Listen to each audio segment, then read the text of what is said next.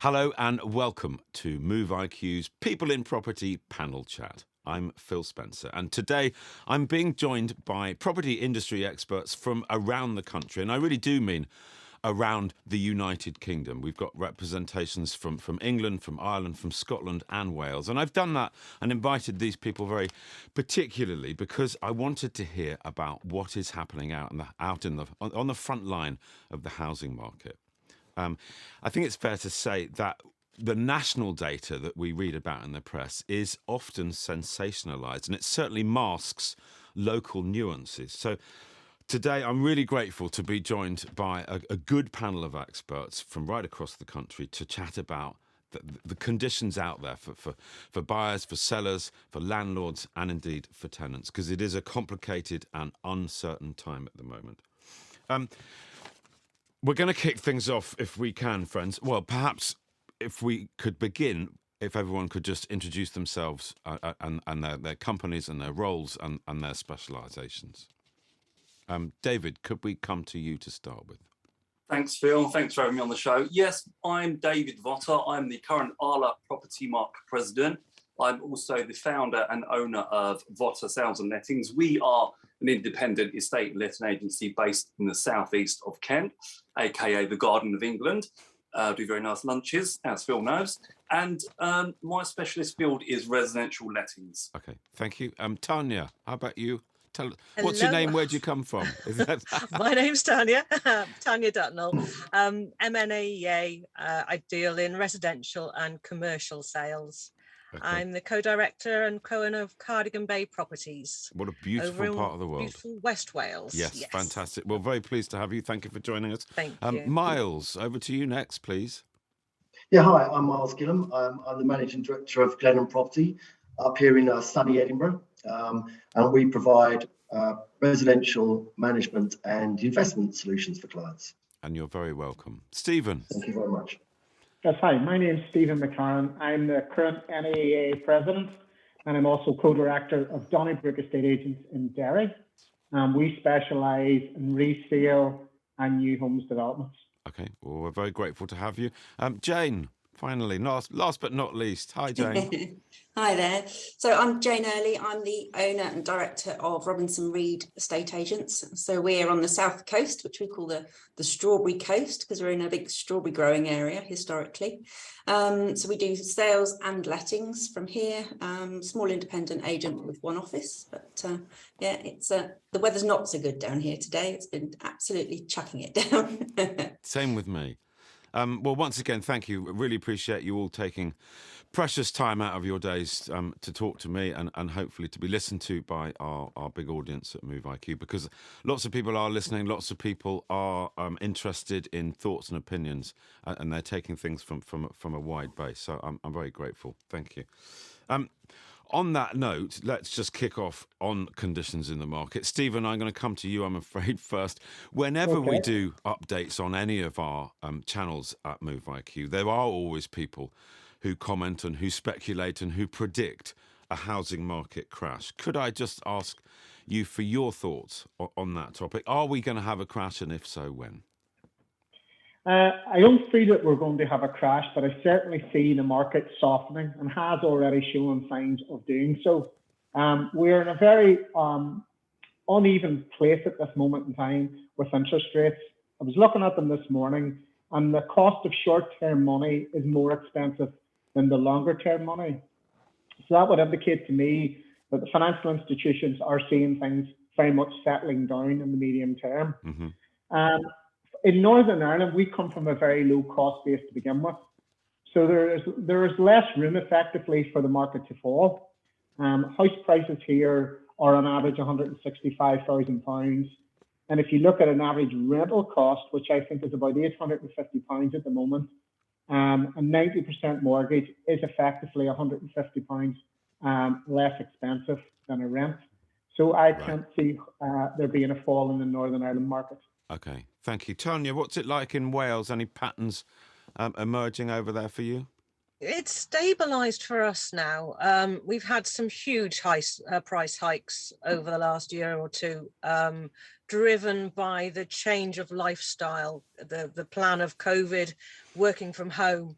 That's really pushed our prices really, about sort of 50 to 70,000 pounds up on average.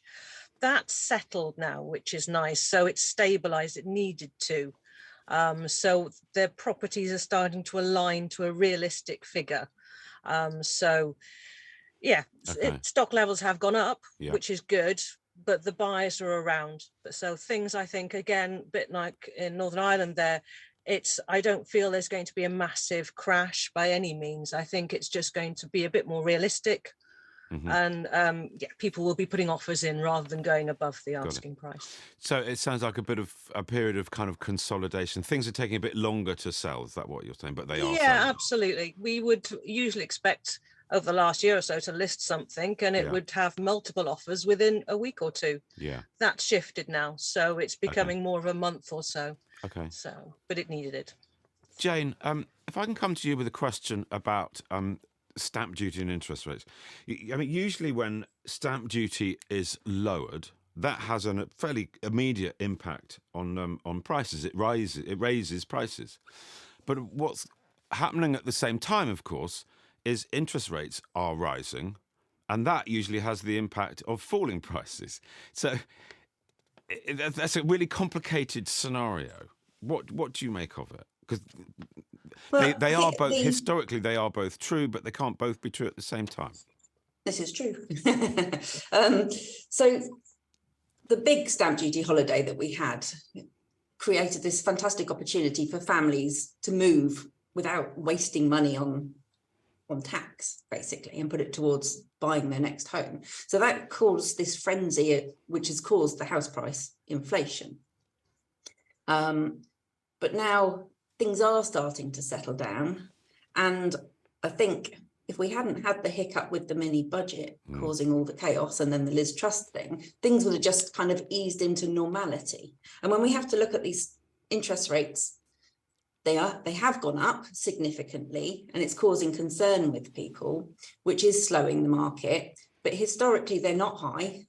I mean, I can remember when 9.99 fixed for 5 years was a really good deal. That was a while ago. So I hope that things will just settle now and ease into a bit of normality, which is some stability. That's what we need in the market now. It's been this feeding frenzy for so long, but it has slowed and prices are starting to drop. But a lot of the increased house prices have been caused by the lack of stock locally, as in agents overvaluing. And because the market's been rising, they've been achieving those figures. But because of the lack of, or the slowing of demand, because of cost of living crisis and what have you, I think things will just kind of hopefully ease into normality. Like Tanya said, really, it's just going to stabilise. People are worried, though, and understandably so. But thank you, Jane, because that is a complicated scenario to talk us through. Stephen said something at the beginning about the difference between short-term money and long-term money. That probably plays into it as well. Things will balance out. Things will get easier. Can I throw a question out to anyone who might like to chat and debate? I'm sure a lot of people right now. Well, let's accept that nobody likes making a big financial decision during a period of uncertainty, and we are in uncertain times at the moment. Things are a bit unpredictable. So I'm presuming a lot of people will adopt a wait and see approach if they're thinking of buying. That means they're going to carry on renting. But if they're going to carry on renting in a time when rents are rising and cost of living is rising and interest rates are rising, how long should they sit it out for? Because I think there is a cost to waiting. It might feel like the right thing to do now, and I'm not saying it isn't. It's actually an approach that I would endorse. But there is a cost to waiting. Can I just throw that out? Anybody got any thoughts or comments on that? I've thought about in terms of the cost of waiting. Obviously, if you're going to spend 12 months, 24 months, whatever that might be, and typically, let's just say that's £24,000 in rent in total. Well, that money's gone. It's effectively finished. You'll not pay that off against the mortgage. You won't do anything of the sort. You'll still have the continuing cost of living increases. You're still going to have all the insurances and all the rents and everything else. So it's very obvious that if you approach the property market in a pragmatic way, and you have the ability to negotiate, that's the most important thing. So you're not excluded from the market. It's being clever in how you approach the market. Home ownership is still very affordable, and home ownership is still much more preferable to renting. Mm-hmm. There are outside noises, for want of a better word. There are parents who will say, "Oh, don't buy now." The media are banging their drum at the minute about the cost of living, but ironically, they aren't on talking about how rates are already beginning to fall. And I've noticed that. I was looking at today's rates. I was looking at them last week. So people take a very short-term view on things and get very overexcited and very animated about where the market's going. But if you actually pay attention to the minutiae detail, you can see that interest rates are going to come back, and you're only going to cost yourself more money by tying yourself into maybe a 1 year or 2 year lease. The market is there. You can play the market. You can play the market when it's high. You can play the market when it's low. Yeah. Staying out of the market altogether is folly, in my opinion. Yeah, it is very well. It's notoriously difficult to play the market and to time it right. Well, one thing that strikes me is actually that the cost of a house isn't necessarily what you agree to pay for the house. It's what you agree to pay for the house plus the cost of your credit, of your mortgage. And that can be very different depending on the terms that you get your mortgage at. And right now, well, I think what I'm picking up from you guys is the expectation is that there will be better mortgage deals around the corner. There's another aspect I think people have to remember as well. Buying a home isn't a today matter. It's a 25-year, 30-year investment. It's not a quick fix thing. It's something that you have to take a longer term view on. Maybe that's not so easy to see as a first-time buyer, but time immemorial proves it's a bricks and mortar investment. It isn't a short-term thing, and the value of your home today will ultimately, over a period of 25, 30 years, increase anyway. So, if you can, you shouldn't stay out of the market. I'm not saying there won't be people who will, but I believe that that home ownership is not only aspirational, it's what we like in the United Kingdom. But the cost of rent is absolutely dead money. And if you can afford to buy a home now, you absolutely should. Miles, on the topic of renting, can we come to you? I know you're up in Edinburgh. How are things in the rental market at the moment? Is there much available? Yeah, the market's really strong at the moment, both in Scotland and Edinburgh. The market's it's up by 8.3% in Scotland and a whopping 14.7% in Edinburgh year-on-year prices, and that's really driven by the lack of stock. We've got huge demand. I think we've got higher demand in Scotland than we have in the rest of the UK. Really? Huge demand for rental properties. That's both professional and students. And there's a significant lack of stock. We've seen, I think, with HMO stock, we've seen probably a lot of HMO landlords have been long-term landlords coming to the end of their investment cycle. And we don't tend to be able to help clients purchase HMO properties because of the cost of entry. You've got the initial capital cost, and then you've got your LBTT, then you've got your additional dwelling supplement, and it's just not viable really. So we've seen a reduction of HMO stock, massive demand, and just not enough stock in the marketplace. Sorry. Are you seeing landlords selling up and getting out? We've seen more landlords selling in the last year than we normally would do. I think a lot of people are coming to the end of their cycle. And I think what we need to do is recognise that and incentivise the next investors, the next landlords, which I think both the UK and the Scottish government are definitely not doing at the moment. No, that worries me greatly. I mean, no one has huge sympathy for landlords, and I understand that. But actually, we need landlords. As a society, we need landlords. And the government seems to have done a brilliant job at disincentivising them, which, you're seeing it on the ground in Edinburgh. Less choice for tenants, up go the prices. You're absolutely right. It's not, and we're obviously in Scotland now. We've got the cost of living tenant bill, which has come in to protect tenants. So it's rent freezes and a moratorium on evictions. But what we're seeing is when the properties come back to market, there's massive rent increases because it's just supply and demand. You know, what we've got to do is we've got that imbalance between the two. We've got to increase the supply side, and I'm not sure how we're going to do that. Are you seeing? I mean, when was the last time you sold a property or your company sold a property to an investor? And I'll throw that out to anyone else, actually. Have you been selling any investment properties to investors? Yeah, we do a lot of there's a part of our business, and we work with a lot of investors, both in the UK and around the world. But are they buying now? They're buying now. Yeah, they're still buying. We're getting a few people that are getting a bit worried and maybe putting things on hold. We're not seeing as many investors, but the clever ones are going, do you know what? The demand side's there, rents are high. It's a really good market. There's still good yields out there. Okay. It's worth doing. Okay. Thank you. Thank you very much. David, how are things down in Kent for you? How does it compare now to 12 months ago, would you say? The demand is more. I mean, the demand is getting greater, and it's like what Miles said. It's simple economics. You know, supply and demand. You remove the supply, the demand goes through the roof, and so does the cost as well. Now, without me going on a treacherous rant, as I often do, the government, in their infinite wisdom, have this perception of how the industry works, and they want to improve standards. They want to improve living standards for tenants. That they're using a minority of rogue landlords and rogue agents across the country as their benchmark, when the reality is the standard of property is so high now.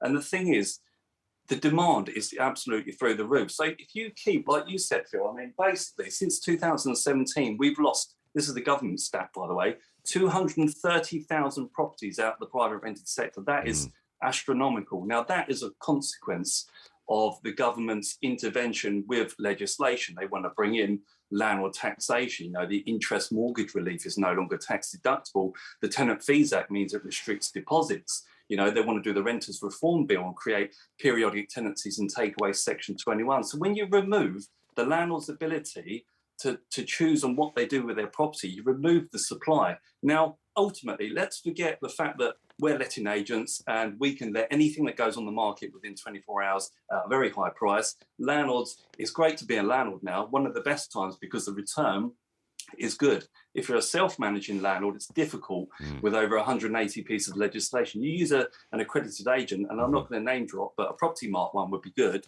then you're absolutely fine because we cover everything off. However, let's look at the consumer, the end consumer, which is the tenant. They're the ones that are ultimately suffering. And Stephen will back me up. There's these GIFs and little memes of people, queues of people standing outside properties. Now, the trouble is, you know, we put stuff on social media before we go live on the portals. We don't put a price on purpose because we want to kind of gauge the vibe. And then people always ask the price, and then we give them the price and say, oh, it's too expensive. So the trouble is, the real people that the government are trying to protect are the ones that are being effective ultimately. Now, I don't know how this is going to continue. All I'm going to see is rents continue to rise. You know, we are seeing, to answer the earlier question about investment, we've probably seen about 4 or 5 buy-to-let investors, new ones, come into the market in the last few months. What I've been fighting for in the last year is to keep the ones in our portfolio and say, look, sit tight whilst all this legislation's coming. Not all of it will come into force. It's still a good time. But for the poor tenant, my God, you wouldn't want to be a tenant now. Because, sorry to continue on, but back in, say, 2009, if a tenant got a Section 21 notice, Phil, what they do, they'd go, oh, do you know what? That's frustrating. I love living here. However, I'll go and find somewhere else. What else have you got? Because they had choice. Yeah. There's loads of properties. We had to do price reductions because lettings properties weren't shifting. Now, because there's nothing there, tenant gets a Section 21, it's a nightmare. You can't find somewhere, you can't find a comparable. So there's positives and negatives to take out of it, really.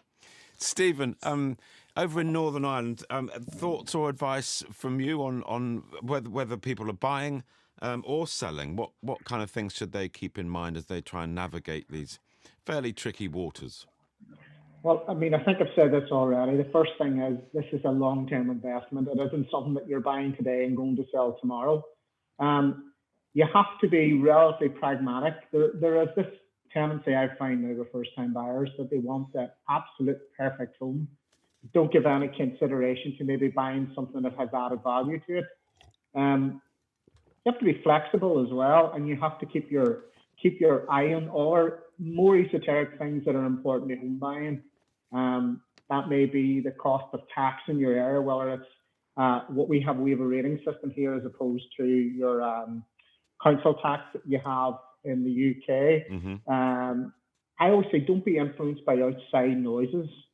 So there is a tendency, as I said earlier, for parents and for cousins, aunties, various news outlets to try and influence a buyer. And I think that's a terrible thing to do. In many cases, they're just trying to sound informative to their children, but they end up spoiling what would be a really good purchase for them. I noticed everybody nodding at that point in agreement. Yeah. Certainly from my perspective, if I've been working with somebody and trying to find them a house for a long period of time and going through the discussions and learning about the market and talking to them about the realities of what they can expect, etc., find something they like, the last thing I want is mum and dad to come along on a second viewing and go, oh, no, darling, you can't possibly do that. Because they've got no context. They've got nothing, no point of reference. Yeah. Yeah. I mean, it's something else that could, especially think about first-time buyers who ultimately will become first-time sellers at some point in the future. Yeah. And I don't want to bang on and drop any particular show names like location. But that's the three most important things in buying a home. You have to give consideration to that. You have to think ahead as well. I mean, you might be a young couple with all your life ahead of you, but, you may plan for a family soon. So you want to know what the schools are going to be like in the area and what other amenities. Those are the things that you want to say. I think it's always very difficult, and I suppose that's why I do what I do. It is difficult for people choosing to buy, and choose. I'm always advising people to think long term. This is a long term decision, but if you don't want a baby yet, or if you don't want a school yet, or if you don't, want a pharmacy yet, it's difficult choosing a home for a lifestyle that you haven't actually got to yet. So it's tough. Tanya, any thoughts from you? Is there room for negotiations at the moment? I think so, yes. I think things are starting, as I said earlier, to settle a bit now, which is nice. So people being realistic is definitely more important. Managing owners' expectations to suggest, even at valuation stage, saying, okay, we can try this figure, but be realistic, understand what's going to be happening. You're going to get offers below the asking price. And again, buyers need to be, as you said, or the gentleman said earlier, just understanding of locations and what's right and things like that. But there's definitely more scope there for negotiation, I feel, in our areas. It's people always need to buy, always need to sell. So it's always going to continue onwards. Yes. I don't see the massive drops and things like before. So. I mean, if you think what motivates a house move, it's life. It's getting married or having a baby or changing job or needing a different school. Those things still happen, whatever's going on in Westminster. Regardless. That's always the way. And it's always been that way. I've been doing this job for 20 years. So I've seen the way it works in different aspects. So yes, just be realistic. Think about, your future, what you can afford. And I know myself, when I'm showing people around properties, it is generally that heart that overrules anything else when they walk through the door. The 10-second rule tends to go out the window. So, what about when you're advising sellers? Any advice for a seller at the moment, deciding what to do? Again, is it a good time to sell? I would say so. There's a lot of sellers who are still hoping to ride the bandwagon of the big highs. So it's still a very strong time to sell because of the volume of buyers we have from away, which historically was about sort of 75%, but since COVID, it's gone up to about 95%. There is still plenty of buyers out there. So the sellers need to be optimistic, but again, realistic in what they're thinking, and marketing correctly. And I think good communication with financial advisors, estate agents, that kind of thing. What we have found historically is, as earlier, overvaluing of properties, which they were never that figure. So those are the ones that the owners are starting to get a bit fed up with in the possible way, because they're sitting on the market, they're not getting the interest, and then the prices are coming down. We're finding then that people's perception is, oh, house prices are dropping, when they're not dropping. They were just never that value in the first place. Is that because some of your competitors in Cardigan Bay are sort of ambitious? It's a desire to win business. Yeah, it was the lack of stock. A lot of agents around, it was a panic situation. COVID hit, things shut down, lack of stock. Yeah. And then all of a sudden they didn't see that turnover coming through. So they would go out, unfortunately, and it would be pushing and driving those very high figures without the comparable evidence, without the realism behind it. So, and a lot of owners, obviously, as we all do, we want to try and get as much as we can for our homes. Sure.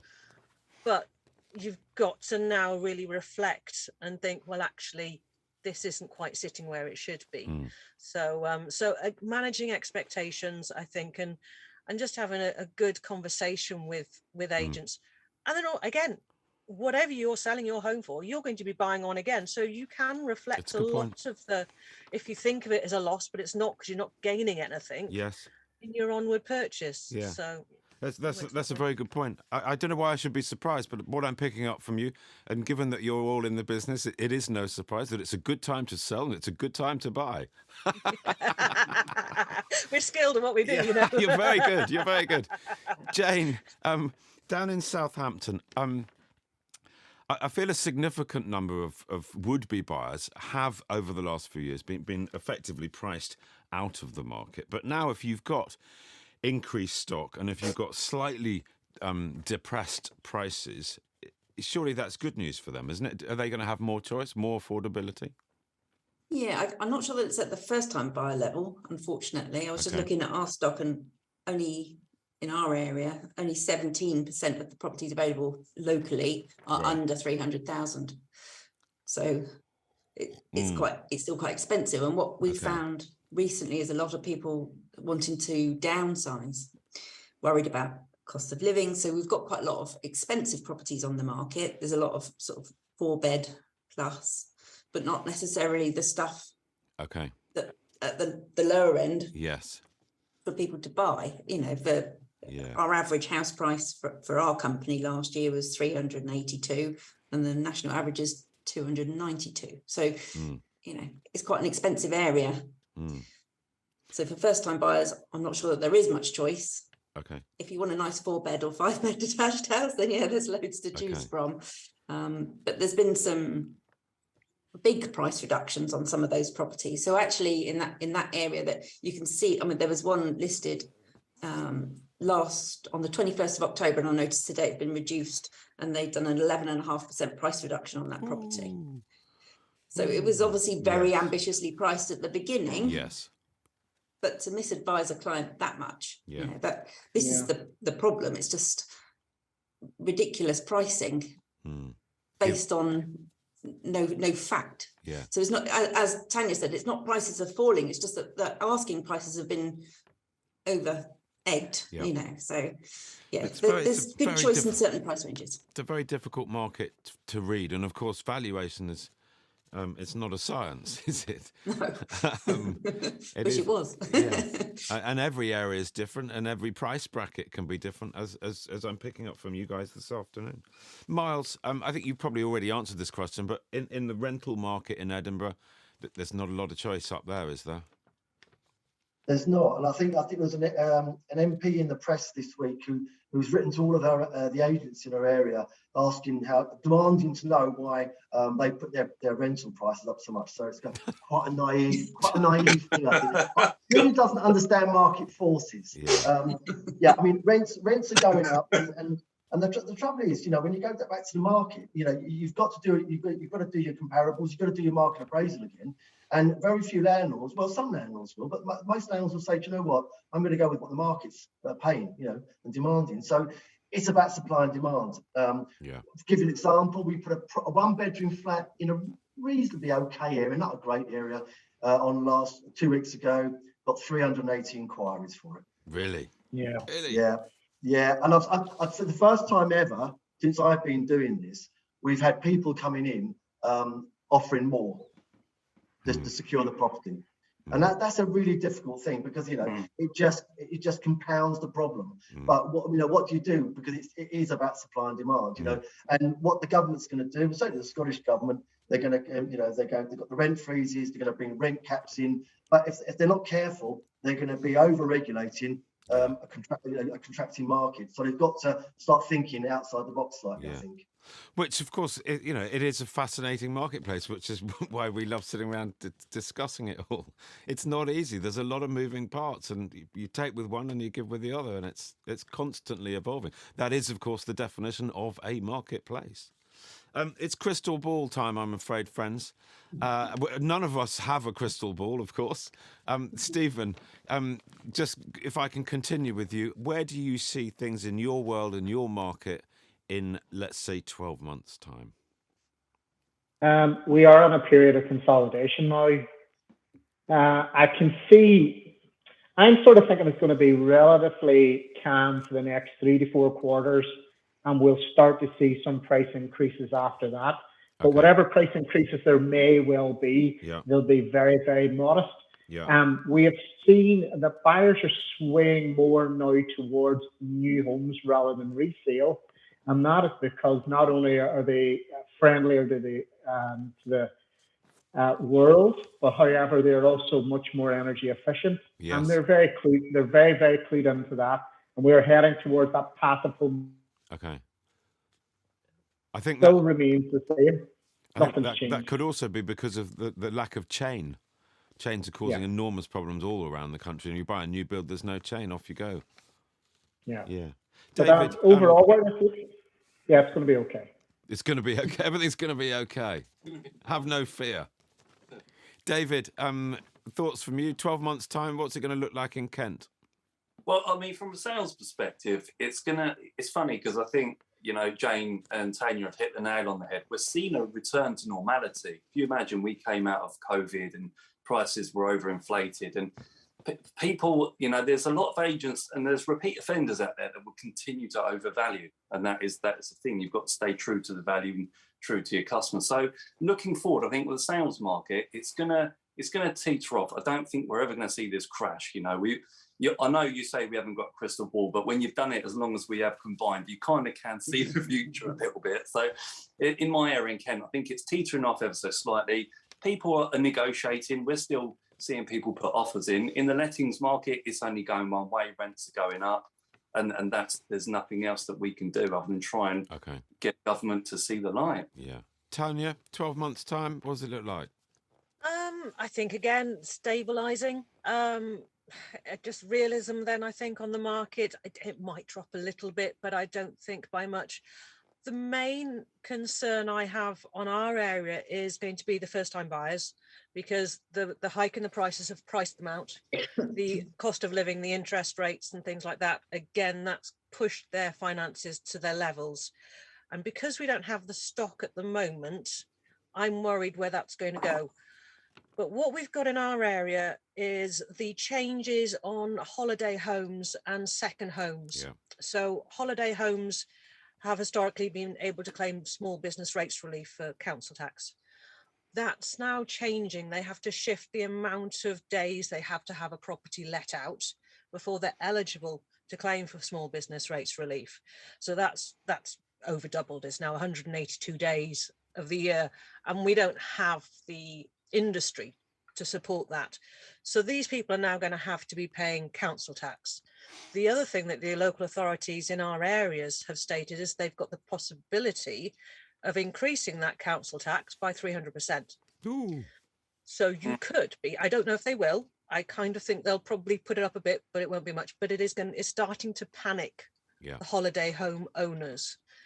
So second homes, holiday homes, that kind of thing. And we have quite a bit of that stock, and that is the smaller end of the market. So that is the little cottages, the little 2-bedroom places, whereas they may be coastal, they are going to hit more of the first time buyer bracket, or even the rental buyers, the buyers there. So it's going to be interesting the early next year for us to see how the local authorities affect what our market's going to be dictated by.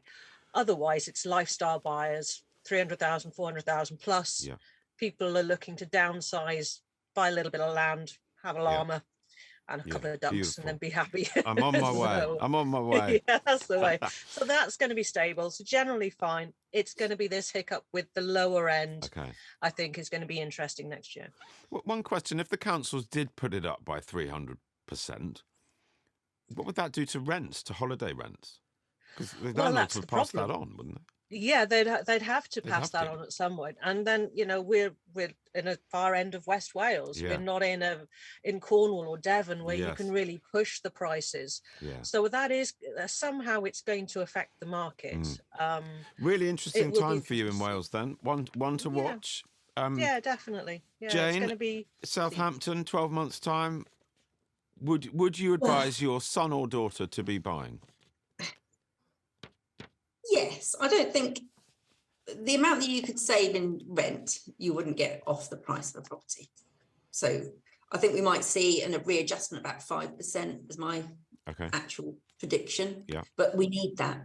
Over the last 2 years, they've risen about 20%. We need things to settle down and become more affordable. It's been a false inflation, really, powered by the stamp duty holiday.